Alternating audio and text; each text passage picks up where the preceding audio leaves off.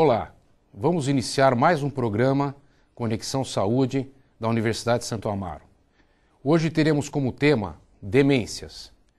E para esse tema convidamos Leandro Calia, médico neurologista, doutor em medicina pela Universidade Federal de São Paulo, professor titular da disciplina de neurologia da Unisa, e também o estudante de medicina da Unisa, José Carlos Arrojo Júnior.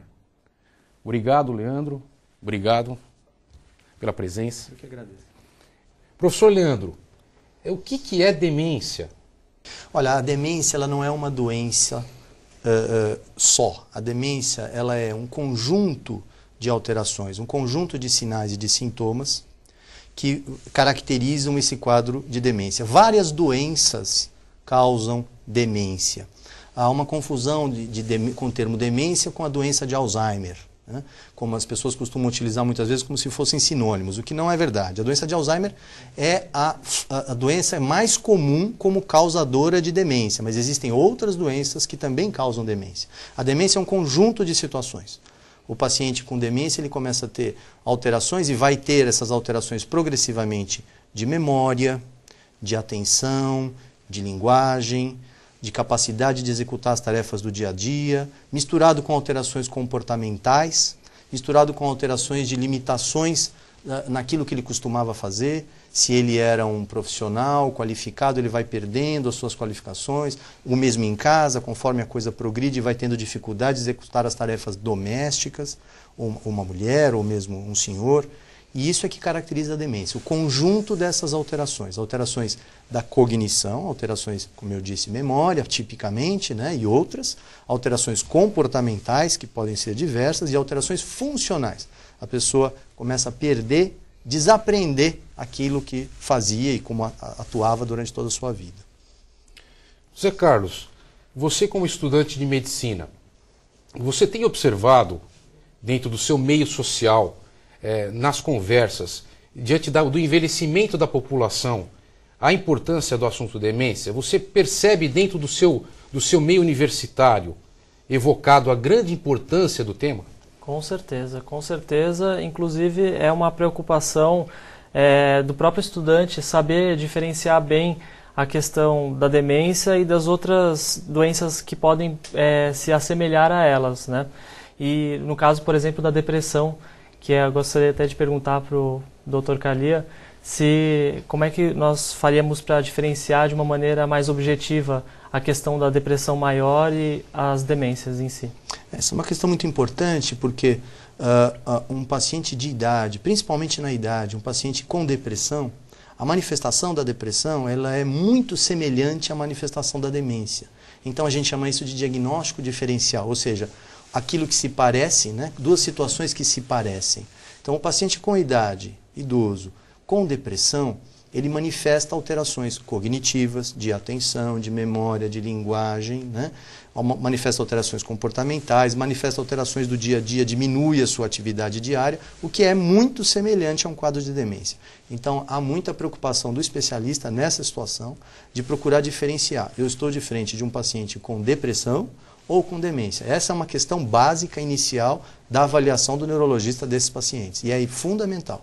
Porque quando a gente trata o paciente com a depressão, e realmente esse era o quadro, essa era a doença que estava causando todas as suas limitações, a melhora é muito evidente do quadro depressivo e melhora a memória, melhora a atenção, melhora a linguagem, melhora a atividade durante o dia.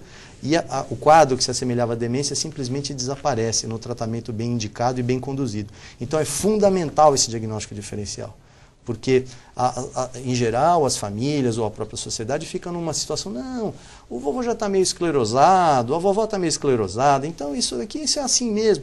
Há muita tolerância em relação a isso, há um certo descaso, né, nosso como sociedade em relação a essa condição.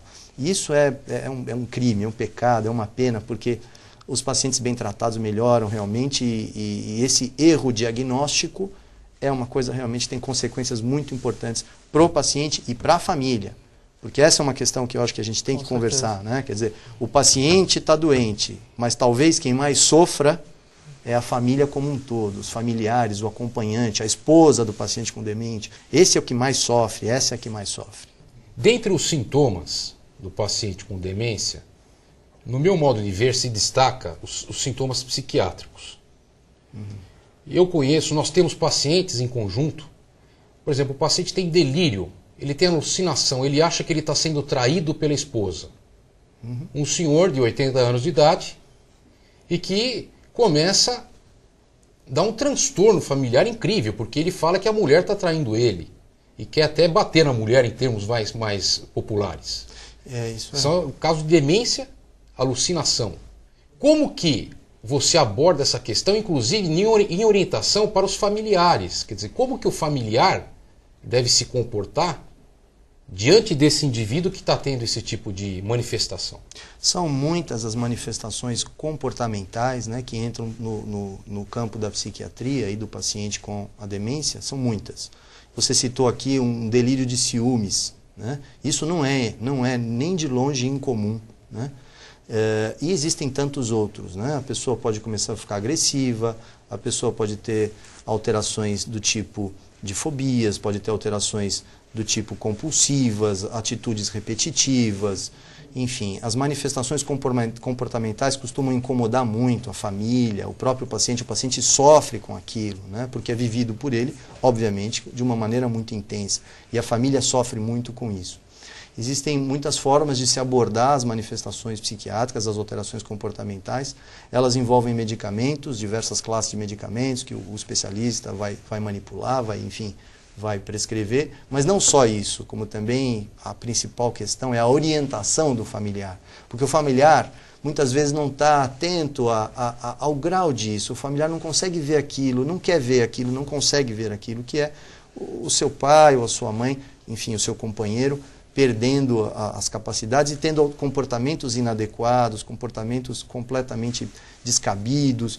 Isso é muito difícil e as pessoas não conseguem lidar. Quando você vai nomeando isso e vai ajudando os familiares, os acompanhantes, os cuidadores a compreender melhor essa situação, isso tende a ser melhor que o remédio em si, né? Então a mudança de comportamento da família, a família percebendo a situação, entendendo a situação, daí a importância de um programa como esse, no qual nós estamos orientando a população nesse sentido, procurar orientação, compreender o que está acontecendo, porque isso desfaz um monte de equívocos. Esse que você falou, por exemplo, um delírio de ciúmes. Eu já vi uma vez uma senhora que ela ia até a cortina da casa dela, ela fazia assim, passava a mão na cortina, arrumava a cortina, o marido no sofá interpretava que ela estava dando tchau para o vizinho. E era uma senhora de 85 anos, ela casada há 60 e tantos anos, e o delírio dele de ciúmes, ela está dando tchau para o vizinho, aí ele ficava agressivo com ela, e aí ninguém entendia porque ele estava agressivo. Então isso tudo, quando os pacientes entendem, quando os familiares, que eu já chamei de pacientes, porque eles assim têm que ser encarados, compreendem a situação, eles tomam uma ou outra medida que simplesmente desfaz esse problema, muitas vezes. Outras vezes os problemas são graves e são de difícil conduta. Eu gostaria que você desse, com algumas palavras, o entendimento, em termos gerais, como que é realizado o tratamento do paciente com demência. Veja, devido até ao tempo que aqui é tão escasso para a gente discutir esse assunto que é tão importante, eu vou resumir, por favor, entendam que isso é um mundo, né? É uma especialidade muito, muito intensa, muito grande em relação a isso. Mas o tratamento, de uma forma geral, você vai dividir entre prevenção, tratamento dos sintomas, tratamento da condição em si e tratamento das complicações. Prevenção de demência é uma coisa restrita. Na verdade, são medidas de vida, qualidade de vida. Então, se o nosso telespectador estiver querendo prevenir demência no futuro, ele tem que se alimentar adequadamente, praticar atividade física, manter peso, estudar bastante, se interessar, ler, conversar, né? Atividade intelectual. A atividade intelectual ela é preventiva, de uma certa forma, da demência. Alimentação também. Alimentação adequada. Na verdade, as medidas que são interessantes para as condições cardiovasculares que nós conhecemos, o controle dos lipídios, do colesterol, do triglicérides, da glicemia, da pressão alta, do diabetes, são condições preventivas de demência. Existem diversos tratamentos sintomáticos para aquilo que os pacientes manifestam. E aí vai depender de cada caso, de cada situação, são diversas as classes de medicamentos. Existem já vários medicamentos atualmente utilizados para o tratamento da doença de Alzheimer e algumas variantes de outras demências. E tratamento das complicações. É um tratamento que envolve múltiplas profissões, na verdade múltiplos especialistas, não só o neurologista, o urologista pode participar, enfim, a enfermagem, ou a nutricionista, a fisioterapeuta, o fonoaudiólogo, o terapeuta ocupacional, a psicóloga, assistente social, o advogado, o dentista. Todos nós temos que estar preparados para lidar com essa condição que é tão comum no mundo de hoje e vai aumentar. Bom, eu quero agradecer a presença do professor Leandro Calia e do estudante José Carlos Arrojo Júnior da Faculdade de Medicina da Universidade de Santo Amaro. E quem quiser entrar em contato com o professor Leandro Calia, utilize o e-mail leandrocalia@terra.com.br. Muito obrigado.